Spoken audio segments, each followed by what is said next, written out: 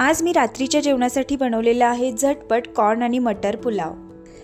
त्यासाठी इकडे मी 1 वाटी वाडा कोलम तांदूळ जो आहे ते स्वच्छ 2 ते 3 पाण्यात धुवून बाजूला ठेवून देणार आहे। त्यानंतर एका कढईमध्ये तेल गरम करून घ्यायचं आहे आणि बेसिक आपले जे खडे मसाले असतात ते घालून घ्यायचे आहेत।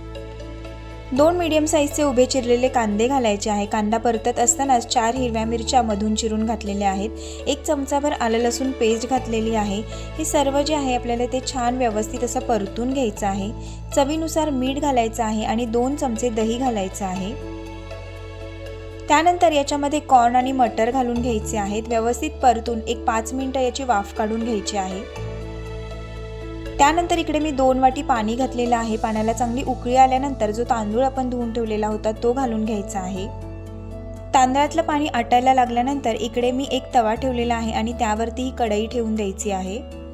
बारीक गॅसवर 10 मिनिटं भात छान शिजवून घ्यायचा आहे।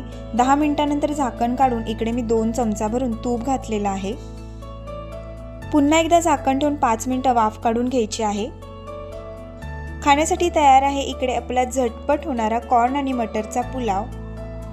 रेसिपी आवडली असल्यास व्हिडिओला लाईक आणि शेअर नक्की करा। भेटूया अशाच छानशा नेक्स्ट व्हिडिओमध्ये। तोपर्यंत बाय बाय।